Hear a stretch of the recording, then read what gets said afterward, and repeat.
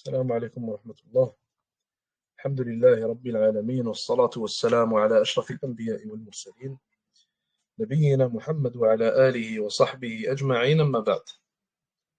J'espère que tout le monde va bien, Inch'Allah Ta'ala.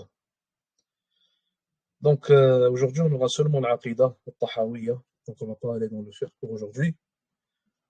On commence Inch'Allah Ta'ala, on continue là où on avait arrêté. Donc on est à la page 34. Page 34, on était arrivé ici. L'adoration universelle et particulière et la différence entre les deux. L'adoration universelle et particulière et la différence entre les deux. Donc il dit ici, rahmatullahi alayh, l'adoration se divise en deux parties. L'adoration se divise en deux types. Et lorsqu'il parle d'adoration ici, on aurait pu utiliser un autre terme qui aurait été la soumission. Ça aurait été meilleur, wallahu ta'ala a'lam, d'utiliser le terme soumission. Et on va comprendre pourquoi, inshallah ta'ala.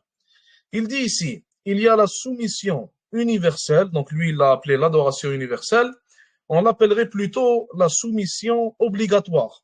La soumission obligatoire. Et il y a l'adoration relative aux lois révélées, donc les lois d'Allah Azza wa Jal, ou alors l'islam d'une manière générale. Et ça, on aurait pu l'appeler la soumission par choix. La soumission par choix. En arabe, on appelle ça, donc la soumission obligatoire, on l'appelle ubudiyatul ittirar. La soumission obligatoire est appelée en arabe ubudiyatul ittirar. La soumission par choix est appelée en arabe ubudiyatul ikhtiyar. Donc je répète, elle est appelée en arabe la soumission par choix ubudiyatul ikhtiyar. On va dire Inch'Allah Ta'ala ce qu'il nous dit à propos de ça et après on va expliquer les deux types. Il dit ici, l'être humain peut être soumis à Allah Azza wa Jal par une soumission de type universel ou alors particulière ou alors même les deux. L'adoration universelle, ou alors la soumission, comme on a dit, obligatoire. Il va l'expliquer ici. Il dit, c'est l'adoration générale qui comprend tous les êtres croyants, non croyants, pieux et dissolus. Et ce, d'après la parole d'Allah subhanahu wa ta'ala, tout ce qui se trouve dans les cieux et sur terre ne viendra à l'infini miséricordieux qu'en humble serviteur. Donc tout ce qu'il y a dans les cieux et dans la terre ne viendra à Allah subhanahu wa ta'ala qu'en humble serviteur. Ça veut dire qu'ils sont tous des serviteurs d'Allah Azza wa Jal. Il continue en disant, les êtres sont soumis malgré eux à Allah subhanahu wa ta'ala, qui leur a imposé l'existence, la durée de vie, la couleur, le physique, les biens matériels, la santé, la maladie, la richesse, la pauvreté, la force, la faiblesse, la mort et beaucoup d'autres choses, que l'être subit, impuissant face à cela, ne pouvant agir pour s'y opposer. C'est là une forme d'adoration. Et tout ce qu'on vient de lire, c'est relié à quoi? C'est relié à ubudiyatul ittirar, la soumission obligatoire. Et je vais vous donner quelques exemples. Mathalan, un exemple qu'on peut donner. On prend l'exemple de l'être humain en premier lieu. L'être humain, c'est un esclave, c'est un serviteur d'Allah Azza wa Jal. Et l'être humain, il est soumis à Allah subhanahu wa ta'ala, qu'il le veuille ou non, qu'il soit croyant ou non, qu'il croit en Allah Azza wa Jal ou non. Comment est-ce qu'il est soumis à Allah subhanahu wa ta'ala? Il est soumis obligatoirement à Allah de par le fait qu'Allah Azza wa Jal l'a créé, qu'il lui a donné la vie, qu'il lui accorde la subsistance. Si Allah Azza wa Jal décide de lui envoyer une maladie, donc de le tester par cette maladie-là, il ne peut la rejeter. Si Allah Azza wa Jal décide de le rendre riche ou alors de le rendre pauvre, il ne peut changer son état. Donc il est serviteur d'Allah Azza wa Jal et il est soumis à Allah subhanahu wa ta'ala d'une manière obligatoire. Et ça, c'était l'exemple de l'être humain. Un autre exemple, maintenant, les animaux. Les animaux sont des serviteurs d'Allah Azza wa Jal et ils sont soumis à Allah subhanahu wa ta'ala car ils sont la création d'Allah Azza wa Jal et il fait ce qu'il veut avec eux.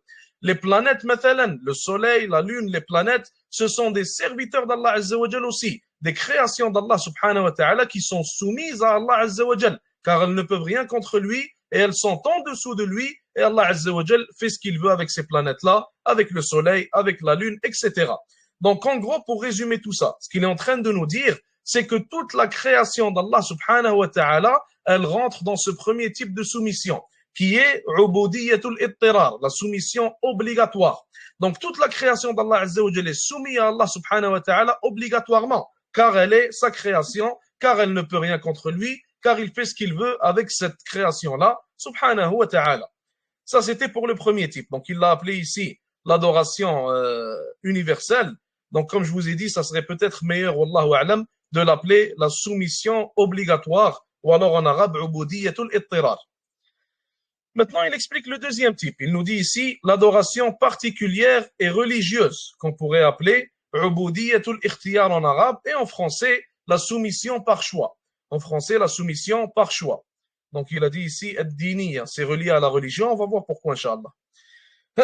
Il explique en disant, rahimahullah, l'adoration particulière consiste en la soumission à Allah subhanahu wa ta'ala, selon la dernière des lois révélées, donc selon l'islam.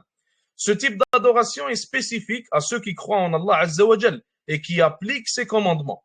L'être humain est, à ce niveau, libre de ses actes. Il possède la faculté de choisir entre la soumission et la rébellion, entre le bien et le mal, entre la justice et l'injustice, entre le tawhid, l'unicité et l'association, et le shirk. En gros, comme vous l'aurez compris, ce deuxième type-là, c'est la soumission par choix. Cette soumission par choix consiste à, en réalité, se soumettre à Allah subhanahu wa ta'ala de par la religion de l'islam. Maintenant, les êtres humains, est-ce qu'ils sont tous soumis sous ce deuxième type de soumission-là? La réponse est non. Qui est-ce qui est soumis à Allah azza wa jal sous ce deuxième type de soumission-là? Qui est-ce qui rentre dedans? Ce sont ceux qui ont choisi de se soumettre à Allah subhanahu wa ta'ala par l'islam, par la dernière loi révélée, comme il le cite ici, qui est la dernière loi révélée à Muhammad sallallahu alayhi wa sallam, qui est la loi islamique tout simplement. Donc, seuls ceux qui ont accepté le message de Muhammad sallallahu alayhi wa sallam, seuls ceux qui ont été guidés vers cela et ont décidé de se soumettre à Allah azza wa jal, rentrent dans ce deuxième type qui est uboudiyatul ikhtiyar. Et c'est pour ça qu'on appelle la soumission par choix. Tous ceux qui sont mécréants, tous ceux qui mécroient en Allah azza wa jal, ou alors ils mécroient en l'islam, en le Coran, en le prophète Muhammad sallallahu alayhi wa sallam, ou alors tous ceux qui y croient mais ils refusent de s'y soumettre, toutes ces personnes-là sont mécréantes awalan, et deuxièmement, toutes ces personnes-là ne rentrent pas dans ce deuxième type de soumission, car ils ont choisi de ne pas se soumettre à Allah azza wa jal par la dernière loi révélée, qui est l'islam. Et d'ailleurs ici, il y a un point important à marquer, Inch'Allah ta'ala. Il nous dit ici qu'ils avaient le choix de se soumettre ou non à Allah subhanahu wa ta'ala. Question pour vous. Ce choix-là qu'ils avaient, ce choix-là que les êtres humains ont de se soumettre ou non à Allah subhanahu wa ta'ala, quels sont ses effets? Quelles sont ses conséquences en réalité? Quelles sont les conséquences du fait que les êtres humains ont le choix de se soumettre ou non à Allah subhanahu wa ta'ala?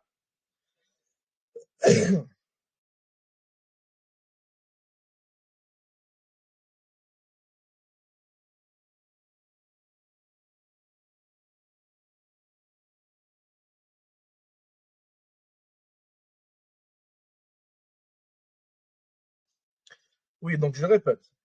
Quelles sont les conséquences, ou alors qu'est-ce qu'on peut déduire comme conclusion du fait que les êtres humains ont le choix de se soumettre ou non à Allah subhanahu wa ta'ala? Naam, Akhi Ibrahim. Oui, pour mériter le jugement d'Allah.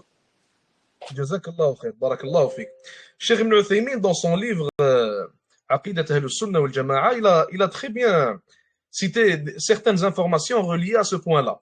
Est-ce que l'être humain, en réalité, il a le choix ou non de faire les actions qu'il fait? Il a cité, subhanallah, l'une des preuves qu'il a citées à propos de ça, à propos du fait que l'être humain, il a le choix de faire les actions qu'il fait, c'est la récompense qui viendra après. Ou alors la punition, le châtiment qui viendra pour le fait qu'il ait fait les mauvais choix. Donc le fait qu'on ait le choix de faire des bonnes actions ou alors des mauvaises, en réalité, la conséquence de cela, c'est qu'il y aura soit une récompense pour les bonnes actions, soit un châtiment pour les mauvaises actions que l'être humain il a choisi de faire. Et Allah Azza wa Jal certainement ne jugera jamais et ne châtiera jamais une personne qui a fait des actions qu'elle n'a pas choisi de faire.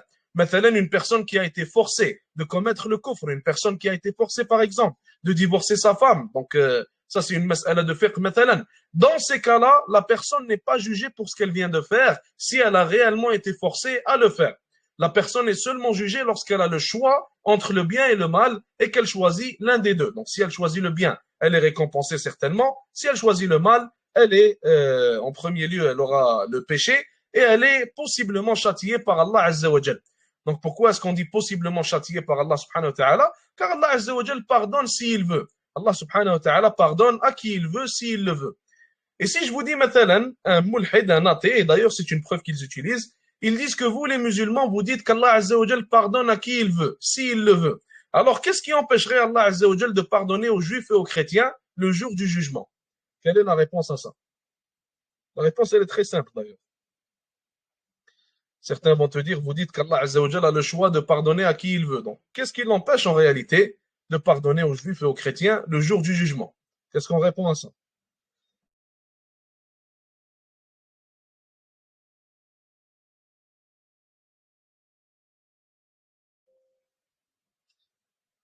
Allah Azza wa Jal a promis dans son livre, qu'est-ce qu'il a promis? Subhanahu wa ta'ala.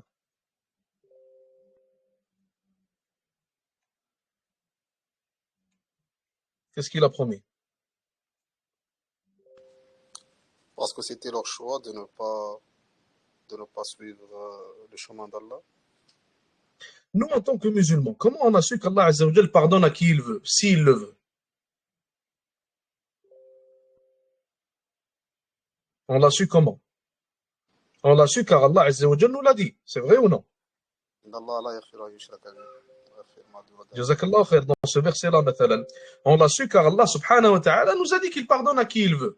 Comment est-ce qu'on a su qu'il y a une exception à la règle? Car le fait qu'Allah Azza wa Jal pardonne à qui il veut, c'est une indication générale. Et après, on va avoir dans le Coran et dans la Sunna des indications spécifiques qui viennent faire sortir en réalité certaines exceptions de la règle générale. L'une des indications spécifiques, mathalan, il y a le fait qu'Allah Azza wa Jal nous a dit qu'il ne pardonne jamais à celui qui commet le shirk, s'il meurt sur le shirk, tout simplement. Donc en réalité, ce n'est même pas une ambiguïté. Et comme on en a déjà parlé, avant de répondre à une ambiguïté, il faut penser 2 secondes. Est-ce que c'est réellement une ambiguïté que j'ai devant moi, ou alors est-ce que c'est simplement une compilation d'un peu de n'importe quoi à droite et à gauche? Donc en réalité, ce n'est même pas une ambiguïté, la réponse elle est très simple. C'est qu'Allah Azza wa Jal nous a dit qu'il pardonne à qui il veut tant qu'ils sont musulmans. Et ça, on l'a compris comment? On l'a compris en additionnant toute la compréhension qu'on trouve dans le Coran et dans la Sunna, reliée tout simplement à ce sujet-là. On continue. Est-ce que Ubudiyyat al-ikhtiyar et Ubudiyyat diniya sont des synonymes? Donc lui, il a utilisé le terme Ubudiyyat diniya. On peut l'utiliser ce terme-là aussi, et ça serait des synonymes, oui. On continue, Inch'Allah. Il dit ici, l'unicité au niveau des noms et des attributs. Et là, on passe à un autre sujet complètement. On passe au troisième type de tawhid qui est tawhid al-asma'i wa sifat. L'unicité d'Allah Azza wa Jal à propos de ses noms et de ses attributs. Il dit ici, rahimahullah, cette partie de l'unicité consiste à affirmer qu'Allah Azza wa Jal est le seul à être désigné par les noms qu'il s'est donnés, à être décrit par les descriptions qu'il s'est attribuées. Il faut confirmer ce qu'Allah Azza wa Jal a affirmé pour lui-même, ainsi que ce que son prophète sallallahu alayhi wa sallam a affirmé pour son Seigneur. Et ce, sans altération, ni dénuement des noms et des attributs de leur sens réel, sans assimilation, sans chercher à connaître l'essence des noms et des attributs, et sans rien ajouter comme nom ou attribut à ceux déjà contenus dans le Coran et dans la Sunna. Et d'ailleurs, tout ce qu'il a dit ici, ça a l'air un peu chinois, mais Inch'Allah Ta'ala, tout ce qu'il a dit ici, il va l'expliquer point par point. Nous, on commence par expliquer ce qu'il dit ici. Remarquez ce qu'il a dit.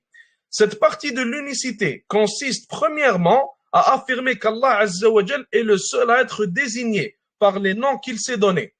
Si je vous dis que d'une manière générale, les noms d'Allah subhanahu wa ta'ala, il est le seul qui peut être désigné par ces noms-là, est-ce que mon affirmation, elle serait vraie ou non? Est-ce que mon affirmation serait vraie ou non? Ou est-ce qu'il lui manque quelque chose pour être vrai?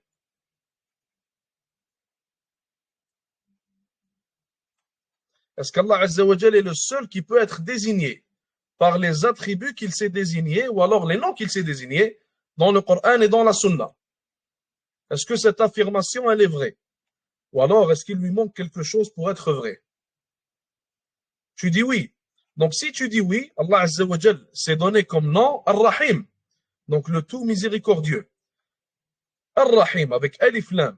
Donc, Ar-Rahim, ça vient de quoi? Ça vient de Rahim en réalité. Si je te dis qu'un tel, il est Rahim, il est miséricordieux, est-ce que ça rentre en conflit avec ce troisième type de tawhid-là ou alors avec mon affirmation?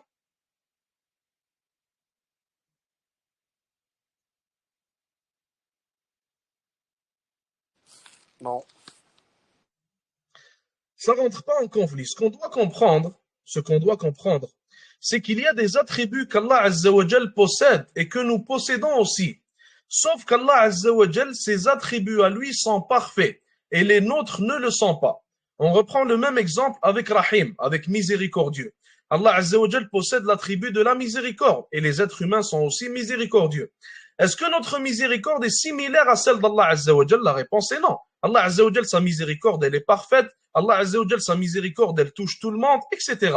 Nous, notre miséricorde, elle n'est pas parfaite. Notre miséricorde, elle a des lacunes parfois. Donc, certains en ont moins que d'autres, certains en ont plus, etc. Et aucun d'entre nous n'a autant de miséricorde, certainement, qu'Allah subhanahu wa ta'ala. Donc, on a le même attribut, on est désigné par le même attribut que celui que possède Allah Azza wa Jal. Sauf que la réalité de cet attribut pour Allah Azza wa Jal et pour nous, dans notre cas, les deux réalités sont très différentes tout simplement. Donc, la définition qu'on venait de donner, il lui manquerait peut-être quelque chose pour être plus exact, Inch'Allah Ta'ala. Un autre attribut, mathalan, la vie. Allah Azza wa Jal est vivant. Les êtres humains sont vivants aussi. Donc, est-ce qu'on peut dire que la vie, elle ne peut être attribuée qu'à Allah Azza wa Jal, l'attribut de la vie? La réponse est non, car on possède le même attribut nous aussi. Sauf que la réalité de cet attribut et le fait que la vie d'Allah Azza wa Jal, elle soit parfaite et elle ne soit pas similaire à celle des êtres humains, c'est ça en réalité qui fait la différence. Allah Azza wa Jal est vivant, Allah Azza wa Jal n'a pas de début et il n'a pas de fin, Allah Azza wa Jal ne meurt jamais, alors que les êtres humains sont vivants, alors qu'auparavant ils n'existaient pas. Les êtres humains sont vivants et un jour ils vont mourir, etc. Donc il y a des lacunes et des imperfections dans notre dans cet attribut que nous possédons, même si on possède le même attribut qu'Allah subhanahu wa ta'ala. Donc, en réalité, les caractéristiques et la réalité de cet attribut, c'est ce qui va changer dans le cas d'Allah subhanahu wa ta'ala et puis après, dans notre cas.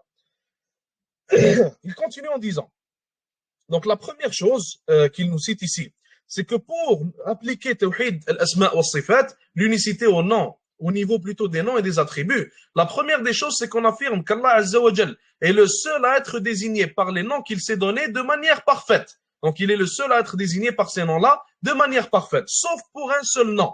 Sauf pour un seul nom. Allah Azza wa Jal, parmi ses noms, figure Ar-Rahman. Parmi ses noms, figure Ar-Rahman. Certains savants, ils ont dit que Ar-Rahman, ce n'est pas un nom arabe. Et d'autres, ils ont dit qu'Ar-Rahman, il a une signification, donc... si je me rappelle bien, Wallahu ta'ala alam, Ar-Rahman, ça signifie qu'Allah Azza wa Jal, sa rahma, elle touche tout le monde. Mais en réalité, cet attribut-là ne peut pas être accordé à un être humain.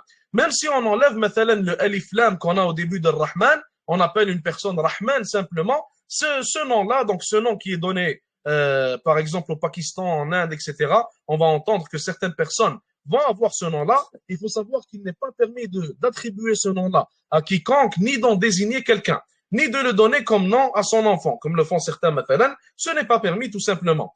Donc le seul nom qu'on ne peut attribuer à une autre personne et qui est vraiment propre à Allah subhanahu wa ta'ala seulement, c'est Ar-Rahman. Même si on enlève le alif lam, on ne peut pas l'attribuer ni désigner une autre personne par ce nom-là. Donc les autres noms, si on enlève le alif lam simplement, le alif lam qui vient signifier en réalité que ce nom, il est parfait et il ne peut être accordé qu'à Allah Azza wa Jal, comme dans le cas mathalan de Al-Hakam, le juge. Donc Allah Azza wa Jal, lorsqu'on dit de lui Al-Hakam, en réalité on est en train de dire qu'il est le juge des juges, qu'il est le plus haut des juges. Donc dire Al-Hakam de cette manière-là, ce n'est pas permis de l'attribuer à une autre personne. Mais si on dit que quelqu'un c'est un Hakim mathalan, c'est un juge parmi les juges, alors dans ce cas-là, c'est permis. Donc je pense que vous avez compris, Inch'Allah Ta'ala, la différence. Donc pour ce qui est du nom Rahman, ce n'est pas permis de l'attribuer à autre qu'Allah Azza wa Jal, même si on enlève le alif lam qu'on a au début. Pour ce qui est des autres noms, comme on l'a dit, c'est permis. Le seul problème figure avec Rahman. Donc si maintenant on appelle quelqu'un Rahim, Rahim ça signifie quoi? Ça signifie miséricordieux. Il n'y a aucun problème à appeler une personne Rahim. Donc miséricordieux, Ar-Rahma dans ce cas-là, c'est un attribut qu'on possède, qu'Allah Azza wa Jal possède aussi. Mais dans le cas de Rahman, comme je vous ai expliqué, c'est celui qui est doté de la miséricorde qui surpasse toutes les autres miséricordes. Donc dans ce cas-là, on ne peut pas utiliser ce nom-là pour autre qu'Allah Azza wa Jal, car sa définition ne peut pas être accordée à autre qu'Allah subhanahu wa ta'ala. Il n'y a personne qui possède une miséricorde au-dessus de toutes les autres, sauf Allah subhanahu wa ta'ala, tout simplement. On continue. Il nous dit ici, à être décrit par les descriptions qu'il s'est attribuées. Ça veut dire qu'on doit décrire Allah Azza wa Jal par ce qu'il s'est attribué comme description. Et on doit croire à ce qu'Allah Azza wa Jal s'est affirmé lui-même, comme il le dit ici. Il faut confirmer ce qu'Allah Azza wa Jal a affirmé pour lui-même, ainsi que ce que son prophète, alayhi salatu wassalam, a affirmé pour lui. Ça veut dire que lorsqu'Allah Azza wa Jal s'appelle Ar-Rahman, il s'accorde ce nom-là. On croit à ce nom-là avec certitude et on croit qu'il fait partie des noms d'Allah Azza wa Jal. Et on croit aux conséquences de ce nom-là. Mathalan, Ar-Rahim, Ar-Rahman, Ar-Rahim, ça veut dire que c'est celui qui possède le plus de miséricorde. Ou alors, l'une des conséquences de ce nom-là, c'est que Allah Azza wa Jal est celui qui possède le plus de miséricorde. Donc, dans ce cas-là, on croit en ce nom, on croit qu'il fait partie des noms d'Allah Azza wa Jal, on croit qu'il est parfait. Et en plus de cela, on croit en ses conséquences, comme maintenant le fait que ça veut dire qu'Allah Azza wa Jal est celui qui possède le plus de miséricorde, tout simplement. Donc, tous les autres noms ont des conséquences aussi, certainement, comme Mathalan al-Hakam. Allah Azza wa Jal est appelé le juge, donc celui qui est le plus haut des juges, celui à qui on revient dans tout jugement, donc on revient à sa législation certainement. L'une des conséquences de ce nom-là, c'est qu'une personne ne peut pas juger par autre que la loi d'Allah Azza wa Jal. Une personne ne peut pas légiférer autre que la loi d'Allah Azza wa Jal aussi. Donc, dans ce cas-là, on croit en ce nom-là et on croit en ses conséquences aussi, tout simplement. Si vous n'avez pas compris, Inch'Allah, juste envoyez votre question et on va s'arrêter, Inch'Allah, pour expliquer. On continue. Il nous dit ici. Donc, ici, il va nous parler de l'altération, du dénuement des noms et des attributs de leur sens, de l'assimilation. Il va expliquer tout ça ici. Il commence par expliquer l'altération, al-tahrif en arabe, l'altération. Donc, il nous dit ici à propos de l'altération, 6.1, l'altération. Il dit ici, rahimahullah, c'est un procédé qui consiste soit à modifier la morphologie d'un mot, et ce, de différentes manières, soit en ajoutant ou en supprimant des lettres radicales ou casuelles, soit en niant le sens réel d'un nom et de le remplacer par un autre sens. Et on va donner, Inch'Allah Ta'ala, des exemples pour faciliter la compréhension. Il dit ici, Allah Azza wa Jal yaqul, ils altèrent le sens des paroles. Un exemple d'altération au niveau du sens. Donc, remarquez qu'il nous a dit qu'il y a deux types d'altération. Il y a l'altération au niveau du sens du mot, ça veut dire qu'on change le sens du mot, et il y a l'altération au niveau du mot lui-même. Donc, il va changer les lettres complètement, en réalité, les lettres de ce mot-là, pour en faire un autre mot qui a une autre définition. Ici, il cite un exemple du premier type, de l'altération au niveau du sens. Allah Azza wa Jalla dit, de plus, ses deux mains sont larges. Et Allah Azza wa Jalla dit dans un autre verset, ce que j'ai créé de mes mains. Bon, Al-Imran. La hantise de l'anthropomorphisme a poussé une catégorie à changer le sens réel voulu par Allah. Donc, dans ces versets-là, regardez ce qu'ils ont dit. Par un sens voulu par les gens. Allah Azza wa Jal dit dans le verset précédent qu'il possède deux mains.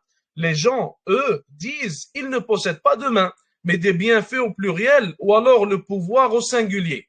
Les gens desquels il parle ici, il parle des Asha'ira. Les gens desquels il est en train de nous parler ici, il parle de l'Asha'ira. Allah Azza wa Jalla a dit dans ce verset, ses deux mains sont larges. Les Asha'ira, ils ont dit que le mot main ici n'est pas à prendre selon son apparent. Ils ont dit le mot main qu'on a dans ce verset-là n'est pas à prendre selon son apparent. Mais plutôt, le mot main ici, il signifie an-ni'am. Il signifie les bienfaits. Donc, qu'est-ce qu'ils viennent de faire les Asha'ira en réalité? Ils ont altéré le sens du mot. Donc, ils ont sorti le mot de son sens apparent qui est main et ils l'ont altéré vers un autre sens qui est an-ni'am, qui est les bienfaits. Dans l'autre verset, ils ont fait la même chose. Allah Azza wa Jalla dit ce que j'ai créé de mes mains. Ils ont dit les mains ici, c'est les bienfaits, ce que j'ai créé de mes bienfaits. Donc, ils ont fait une autre altération au niveau du sens du mot main. Ils ont dit que ce n'est pas main ici, mais c'est plutôt les bienfaits, an-ni'am. C'est à sortir de son apparent. Et lorsqu'Allah Azza wa Jal parle de main au singulier dans le Coran, lorsqu'Allah Azza wa Jal parle de main au singulier dans le Coran, comme il le dit ici, eux, ils disent que ce n'est pas ni'am dans ce cas-là, ce n'est pas les bienfaits, mais plutôt le mot main au singulier dans le Coran ou dans la Sunna est à comprendre comme étant le pouvoir d'Allah Azza wa Jal. Donc, ils l'ont altéré encore une fois vers un autre sens, mais lorsque c'est au singulier, ils vont changer le sens et ils vont dire que ça veut dire le pouvoir d'Allah Azza wa Jal. Ça veut dire c'est le pouvoir d'Allah Azza wa Jal. Est-ce que tout le monde a compris la problématique? Après, Inch'Allah Ta'ala, on va parler d'autres choses à propos de ça. On n'a pas fini, mais pour l'instant, est-ce que tout le monde a compris? Si vous n'avez pas compris pour l'instant, vous n'allez pas comprendre la suite. Donc, s'il y a des questions, posez-les maintenant, Inch'Allah. Est-ce que tout le monde comprend pour l'instant?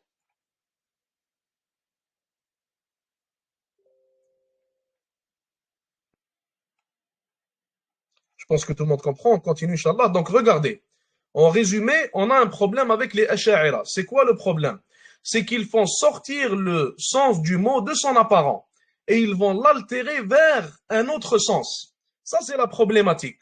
Maintenant, la question qui survient par après, la question qu'on demande aux Asha'ira, mathalan, on leur dit, tu as sorti ce mot-là de son sens apparent vers un autre sens. Ils vont répondre oui. La question qui vient après, c'est quelle est la preuve que tu as trouvée dans le Coran ou alors dans la Sunna qui t'a permis de sortir le sens du mot de son apparent? Al-Shafi'i, rahimahullah, dans son livre Risala, il a cité clairement que nous avons le droit d'altérer le sens d'un mot dans le Coran de son apparent. Mais il y a une condition. Il y a une condition. Quelle est la condition? La condition, c'est qu'on ait une preuve dans le Coran ou dans la Sunna qui nous permet de faire sortir le sens de ce mot-là de son apparent. Allah Azza wa Jal nous dit, mathalan, ou nous explique clairement que le sens dans ce verset-là, ce n'est pas à prendre selon son apparent. Le prophète sallallahu alayhi wa sallam, mathalan, je vous donne un exemple. Allah Azza wa Jal dans le Coran, il a dit quoi? Il a dit, inna shirka la dhulmun azim. Il a dit, certes, l'association est une grande oppression. Le prophète sallallahu alayhi wa sallam, il a dit que l'oppression, dans ce cas-là, ça veut dire quoi? Il a dit l'oppression dans ce verset, dans ce cas-là, ça veut dire l'association. Est-ce que le mot oppression, en son sens apparent, est-ce qu'il signifie l'association?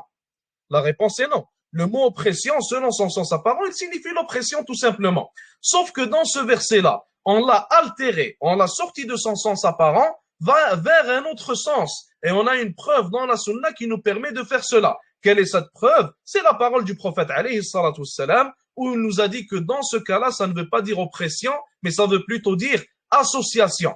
Donc s'il y a une preuve, marhaban, bienvenue, il n'y a pas de problème. Tant qu'il y a une preuve, on peut sortir le verset de son apparent. Mais s'il n'y a pas de preuve, c'est là qu'il y a un problème. Et les Asha'ira, lorsqu'ils font sortir les versets des attributs d'Allah Azza wa Jal de leur apparent, ils le font sans preuve. Ils n'ont ni preuve du Coran, ni preuve de la Sunna, ni preuve du consensus, etc. Donc c'est là en réalité que figure la problématique.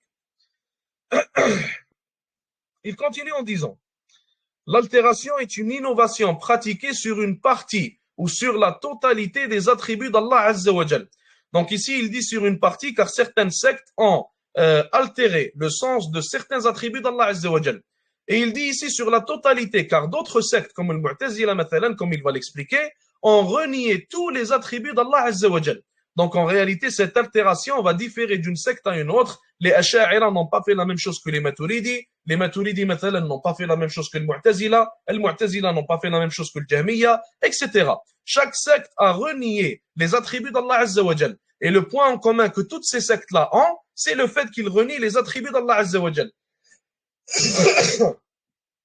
Maintenant, après avoir eu ce point en commun-là, qui est le fait de renier les attributs d'Allah subhanahu wa ta'ala, ils ont différé dans la manière, ils ont différé dans le comment. Certains ont tout renié.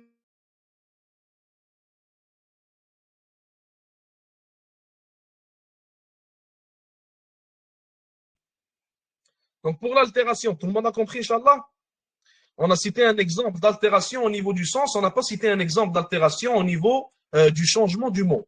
مثلا Allah Azza wa Jal dans le Coran il a dit Ar-Rahmanu ala al-arshi istawa.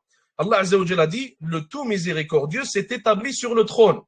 Le mot établi en arabe c'est istawa. Donc le verset contient le mot istawa et c'est ce qui a été traduit en français par établi. Dans cet exemple-là, comme l'a cité Ibn al-Qayyim dans sa Nuniyya rahimahullah, dans cet exemple-là, qu'est-ce que les Asha'ira ont dit? Ils ont dit que le mot istawa, en réalité, il signifie istawla. Donc le mot istawa ne signifie pas qu'il s'est établi, mais il signifie en réalité istawla. Istawla, ça veut dire quoi? Istawla, ça veut dire il a conquéri. Istawla, ça veut dire il a conquéri. Et il cite un exemple donc poétique où il est cité maintenant que Bishr istawla ala al-Iraq. Donc un exemple poétique où ils disent, les Arabes auparavant disaient que Bishr a conquéri l'Irak. Donc ils ont utilisé cet exemple-là pour nous dire que istawa ici, ça signifie istawla. Dans ce cas-là, l'altération n'est pas au niveau du sens, mais elle est plutôt au niveau des lettres. Ils ont rajouté une lettre dans le mot istawa et ils en ont fait istawla. Donc quelle lettre est-ce qu'ils ont rajouté? Ils ont rajouté un lam tout simplement. Dans ce cas-là, comme Ibn al-Qayyim il l'a bien dit, donc j'ai oublié les vers exactement. Mais Ibn al-Qayyim, il a dit qu'en gros, on rejette le lam des Asha'ira, donc le lam que les Asha'ira, ils ont rajouté dans le mot istawa pour en faire istawla, et on rejette le noun des juifs, donc des yahoud. Quel est ce noun-là? Allah Azza wa Jalla a ordonné aux juifs de dire hitta, et les juifs, ils ont dit hinta, ils ont rajouté un noun. Donc il a dit que le noun des juifs est rejeté, ainsi que le lam des Asha'ira et des Jahmiya.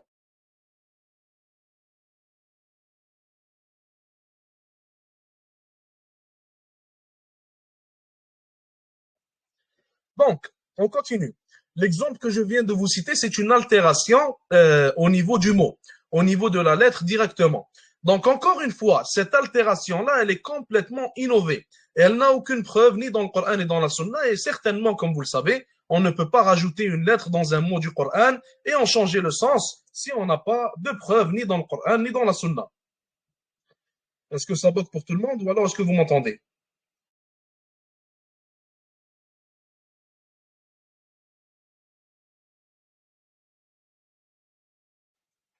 Est-ce que tout le monde entend? Ou alors est-ce que ça bloque pour tout le monde?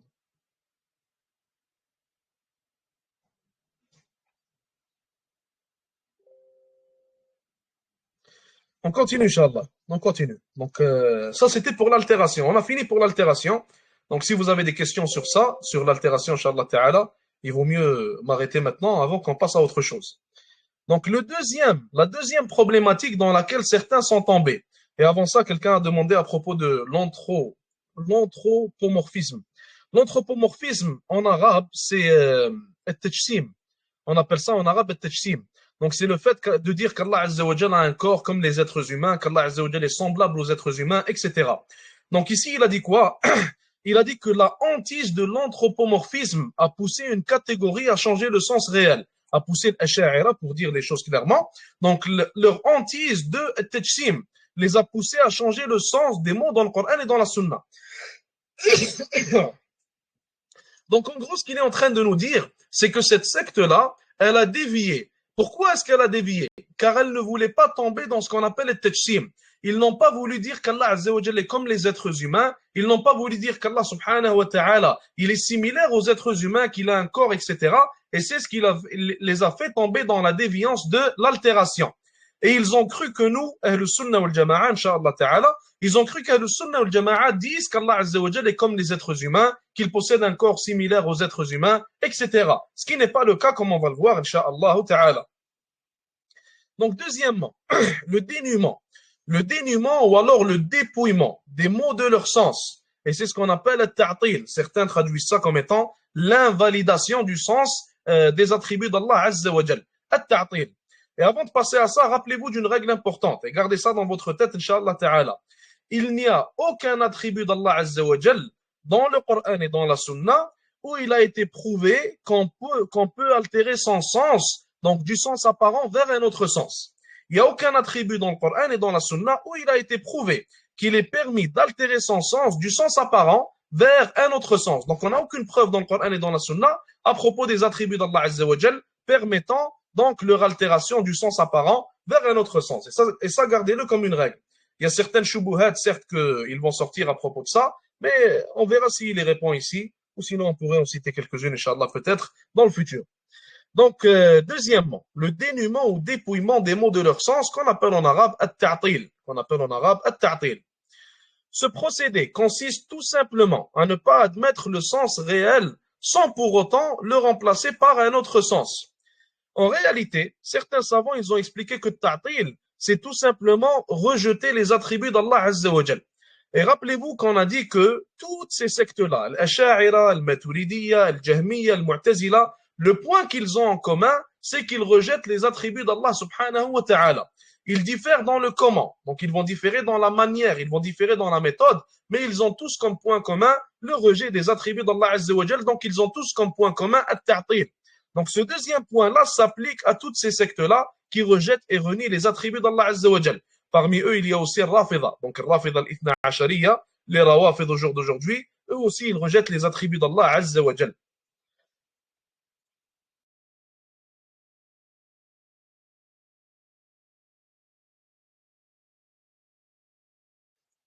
Il nous dit ici, أولاً, ou plutôt, les auteurs de ce type de procédé sont de trois sortes. Les auteurs de ce type de procédé sont de trois sortes. Il va nous citer trois types de reniement, de ta'til des attributs d'Allah Azza wa Jal.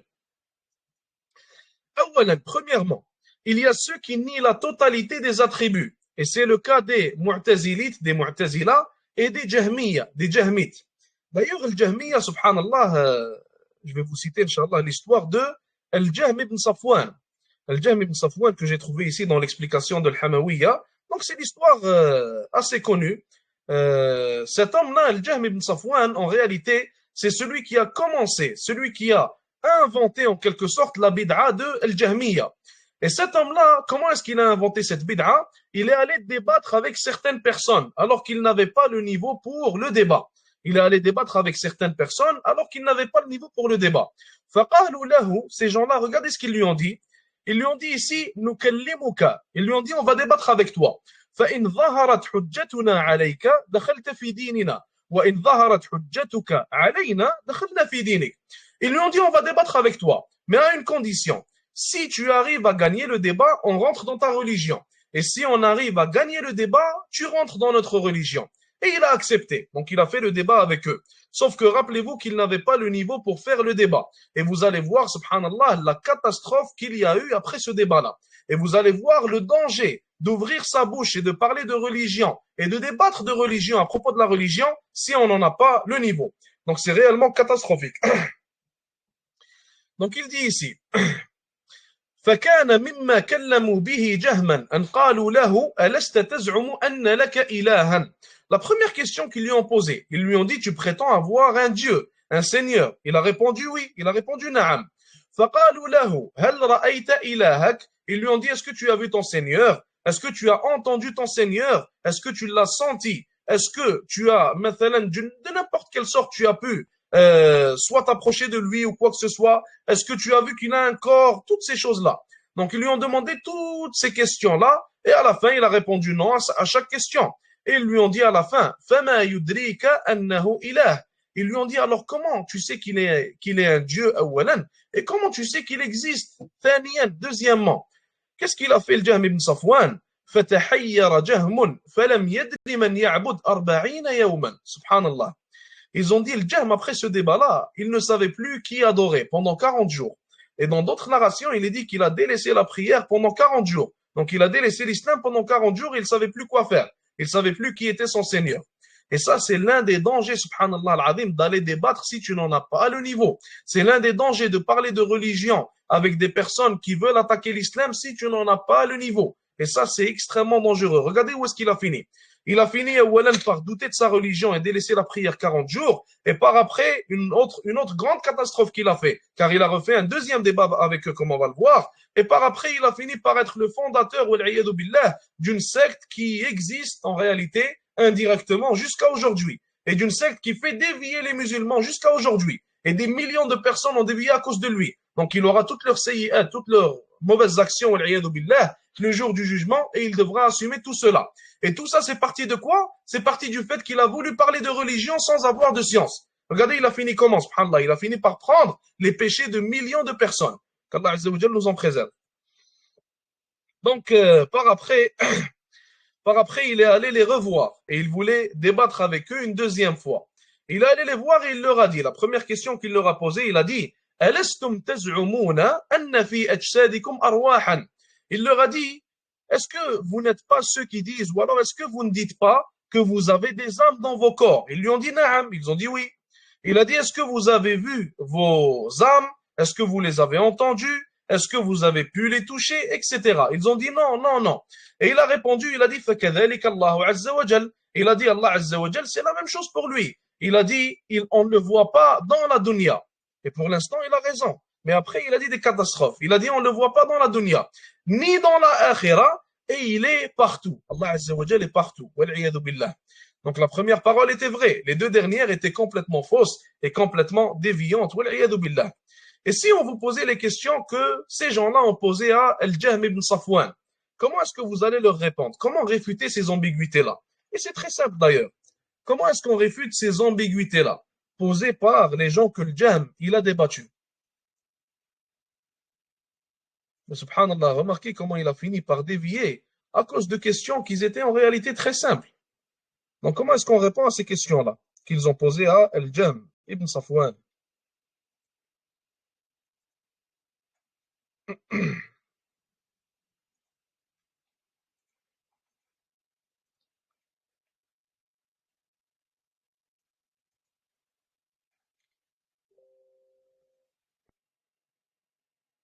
On leur répond par le Coran et le Hadith, mais qu'est-ce qu'on leur dit? أولاً, quelle est la problématique ou quel est le point commun entre toutes ces questions-là? Quel est le point commun entre toutes ces questions-là? En réalité, on pourrait faire de toutes ces questions une seule question, tout simplement. Non, c'est pas ça. Pensez-y. Et d'ailleurs, les questions qu'ils posent, subhanallah, c'est les mêmes questions que les athées posent aujourd'hui. Hein.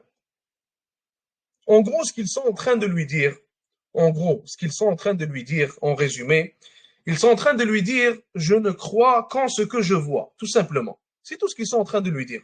Donc, au lieu de passer par 20 questions, ils auraient pu éviter tout ça et ils auraient pu lui dire tout simplement, je ne crois qu'en ce que je vois. Mais ils ne l'ont pas dit parce qu'ils voulaient le faire tomber dans al-fakh, ils voulaient le faire tomber dans le piège tout simplement. Et il est tombé dans le piège.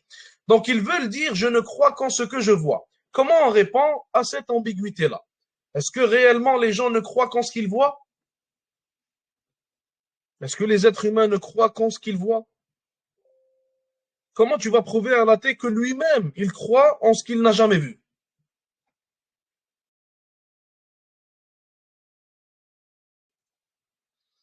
Mathalan, je pense qu'aucun d'entre vous n'est allé en Chine, et moi non plus, je n'ai rien à faire en Chine d'ailleurs. On n'a rien à faire là-bas, wallahu a'lam.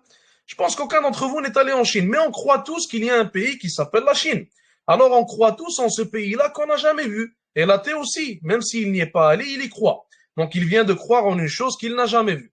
Mathalan, l'athée, il va croire qu'il a un arrière-arrière-grand-père, même s'il ne l'a jamais vu. Donc il y croit alors qu'il ne l'a jamais vu.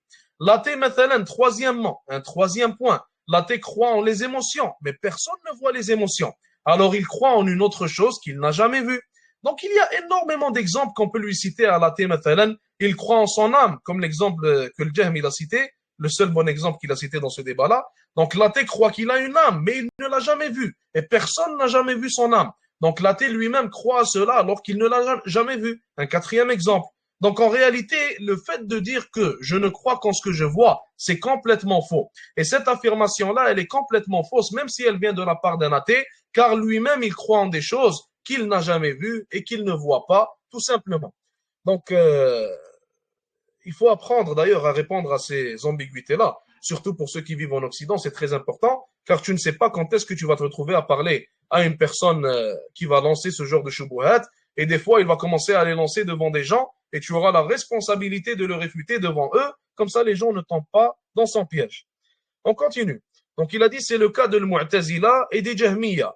Ils admettent le nom sans le sens, faisant du nom un simple signe dénué de tout sens. Et il donne un exemple. Selon eux, Allah Azza wa Jal serait l'omniscient sans science. Selon eux, Allah Azza wa Jal sait tout, mais il n'a pas de science. Selon eux, Allah Azza wa Jal entend tout, mais il n'a pas d'ouïe. Selon eux, Allah Azza wa Jal voit tout, mais il n'a pas de vue. Et ça, c'est des exemples réels qu'ils nous citent. Si on ouvre leur livre, mathalan, et on prend leurs paroles, ils vont nous dire exactement ce qu'il est en train de nous citer ici. Donc, une aqidah qui est vraiment bizarre. Allah Azza wa Jal serait l'existant, sans existence. Allah Azza wa Jal serait le vivant, sans vie. Un autre exemple, ils disent qu'Allah Azza wa Jal serait présent, mais Allah Azza wa Jal n'est nulle part. Donc ils disent qu'Allah Azza wa Jal existe, mais qu'il n'est nulle part. Une chose qui existe et qui n'a pas d'endroit. Et ça, c'est complètement absurde. Ça veut dire que cette chose n'existe pas, tout simplement. Donc ce genre d'exemple-là qu'ils citent, ce sont la croyance ou les croyances des Mu'tazila, des Jahmiya et d'autres sectes certainement.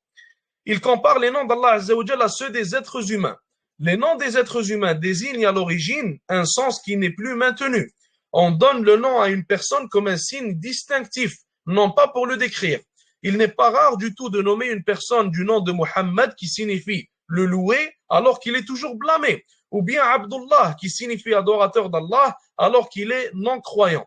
Donc ce qu'il nous dit, c'est que les noms pour les êtres humains, c'est une chose, et les noms pour Allah Azza wa Jal, c'est une autre chose complètement. Les noms d'Allah subhanahu wa ta'ala sont des descriptions d'Allah Azza wa Jal, et on en tire des attributs d'Allah subhanahu wa ta'ala. Donc, on ne peut pas comparer les deux alors qu'on fait la comparaison des deux et c'est là où ils ont en réalité commis une grande erreur. Deuxièmement, deuxième type. Il nous dit ici, quant au Asha'ira, il nie une partie des attributs et on reconnaît une partie, en nombre de 7. Donc les Asha'ira reconnaissent soi-disant 7 attributs.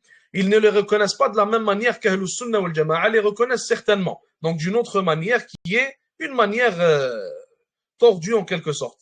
Donc il dit ici, ils reconnaissent 7 attributs d'Allah Azza wa Jal. La vie, la parole, la vue, l'ouïe, la volonté, la science et la puissance. Question pour vous.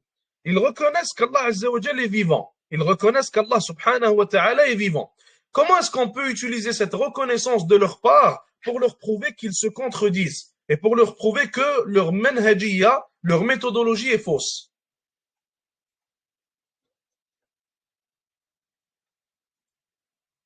Je vous répète la question. Les Asha'ira croient qu'Allah Azza wa Jal est vivant. Comment peut-on utiliser cette croyance qu'ils ont pour leur prouver qu'ils se contredisent et que leur méthodologie est fausse? Donc quand je dis les Asha'ira, on parle aussi des Jahmiya, on parle aussi des Maturidi. Et sachez que d'ailleurs, les Jahmiya n'existent plus sous ce nom-là, mais ils existent toujours sous le nom des Ash'ari et des Maturidi.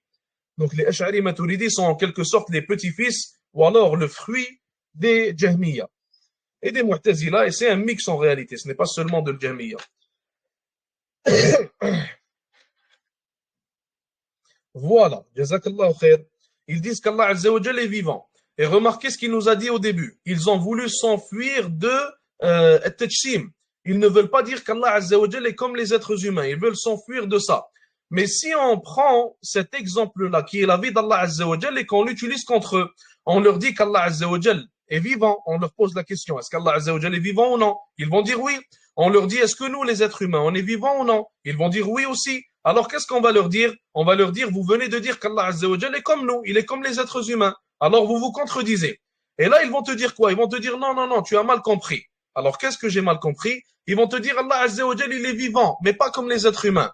Et les êtres humains, ils sont vivants, mais leur vie, elle n'est pas parfaite, ils meurent, etc. Elle a un début et une fin, etc. Et là, tu vas leur dire, c'est exactement la croyance d'Ahlus Sunnah wal Jama'a, c'est exactement ça. C'est exactement ça que nous croyons. Alors, applique simplement cette règle-là avec le restant des attributs comme le font Ahlus Sunnah wal Jama'a, tout simplement. Donc, en réalité, l'utilisation de la vie, de l'attribut de la vie contre eux, c'est un piège en réalité dans lequel ils vont toujours tomber et qu'ils ne peuvent renier. Donc, toujours, il faut commencer par leur poser cette question-là. Est-ce qu'Allah Azza wa Jalla est vivant ou non? Et nul d'entre eux ne peut dire non, billah, sinon, vous savez c'est quoi la suite. Troisièmement, quant aux Qaramita, al-Batiniya, donc le Qaramita, c'est une secte aussi, ils professent l'idée qu'il ne faut pas dire Allah est vivant ou alors Allah n'est pas vivant. Ils admettent les opposés pour Allah Azza wa Jal. De ce fait, ils l'assimilent aux objets inanimés. Lorsqu'ils disent qu'il ne faut pas prononcer les paroles Allah est existant ou Allah est inexistant, ils le comparent aux choses impossibles et irréalisables. Donc le même exemple qu'on venait de citer, Allah Azza wa Jal existe, mais il n'a pas d'endroit, il est nulle part. Ou alors Allah Azza wa Jal est à 100% un être humain et en même temps il est à 100% divin, comme le disent par exemple les chrétiens. Donc ils vont affirmer des opposés à Allah subhanahu wa ta'ala. Des opposés comme maintenant le fait de dire qu'il fait froid et chaud en même temps. Donc c'est une impossibilité. Logiquement ça s'oppose et c'est impossible. Le fait de dire qu'un être humain est 100% un humain et 100% divin en même temps, c'est une impossibilité encore une fois. Ça va à l'encontre des lois qu'Allah Azza wa Jal a régies dans ce monde-là. Donc l'exemple qu'il a cité ici, Allah Azza wa Jal existe ou alors n'existe pas, ils te disent qu'il ne faut pas demander ça. Allah Azza wa Jal existe et il n'a pas d'endroit, c'est deux opposés encore une fois, c'est une impossibilité. Soit il existe et il est quelque part, ou alors il n'existe pas. Et d'ailleurs, l'imam Ahmed dans son livre, Radd ala Zanadiqa, Radd ala al-Jahmiya wa Zanadiqa, il a cité une question à propos de ça. L'imam Ahmed, rahimahullah, il a dit que pour ces gens-là qui disent qu'Allah Azza wa Jal n'est nulle part, on leur pose une question très simple. Il a dit, on leur dit, Allah Azza wa Jal, lorsqu'il a créé la création, est-ce qu'il l'a créé à l'intérieur de lui ou alors à l'extérieur de lui? Et chacun d'entre eux va répondre en disant qu'Allah Azza wa Jal a créé la création à l'extérieur de lui. Et de par cette réponse, ils viennent d'affirmer qu'Allah Azza wa Jal est quelque part, car la création, elle est à un endroit et Allah Azza wa Jal est à un autre endroit. Donc le fait de dire ou de prétendre qu'Allah Azza wa Jal n'est nulle part, eux-mêmes ne respecteront pas cela s'ils répondent à cette question-là. Donc ça vient affirmer tout simplement qu'Allah Azza wa Jal est quelque part, qu'il a un endroit. Maintenant, est-ce qu'Allah Azza wa Jal, l'endroit où il est, fait partie de sa création? Est-ce qu'Allah Azza wa Jal est à l'intérieur de sa création? La réponse est non. Allah Azza wa Jal est au-dessus de sa création simplement, comme on va le voir dans ce livre-là d'ailleurs. Ici, il est en quelque sorte en train d'établir certaines règles pour qu'on comprenne la manière dont le musulman, le sunni, se comporte avec les attributs d'Allah Azza wa Jal et avec ses noms tout simplement. Il dit ici, ainsi, l'homme se permet de parler d'Allah comme bon lui semble alors qu'il ne le connaît pas. Seul Allah connaît son identité réelle dont il révéla une partie. Et ça, c'est un point important, subhanallah. Ça, c'est un point important. Est-ce que l'un d'entre nous peut imaginer Allah Azza wa Jal? La réponse est non. Est-ce que l'un d'entre nous a vu Allah subhanahu wa ta'ala? La réponse est non. Est-ce qu'on peut toucher Allah Azza wa Jal? Est-ce qu'on peut sentir Allah Azza wa Jal? Est-ce qu'on peut entendre Allah subhanahu wa ta'ala dans cette dunya? La réponse est non. Conclusion, la seule manière pour moi et pour toi et pour tous les êtres humains de savoir, de connaître quelque chose à propos d'Allah Azza wa Jal et de ses attributs, c'est qu'on ait une révélation de la part d'Allah subhanahu wa ta'ala ou alors de la part de ses messagers, donc ce qu'il révèle à ses messagers, alayhimus salatu wassalam, qui vont nous décrire Allah subhanahu wa ta'ala. C'est la seule manière qu'on peut avoir une description d'Allah Azza wa Jal, car personne ne l'a vu, personne ne l'a entendu, personne ne l'a senti, personne ne peut le toucher, etc.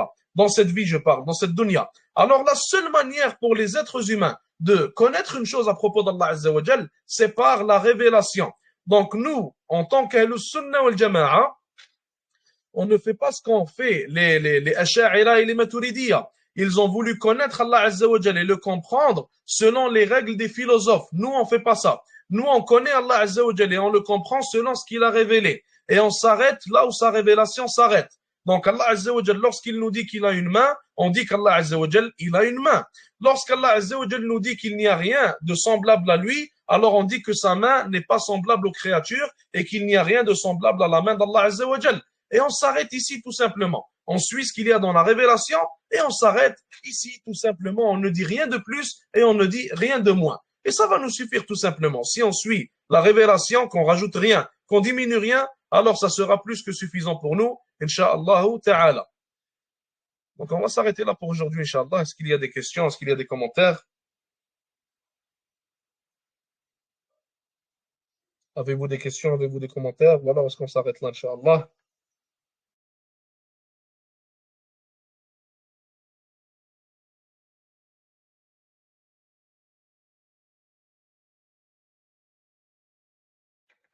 Pas de questions, on va s'arrêter là. Jazakumullah khair wa sallallahu wa sallam wa baraka ala nabiyyina Muhammad wa ala alihi wa sahbihi ajma'in.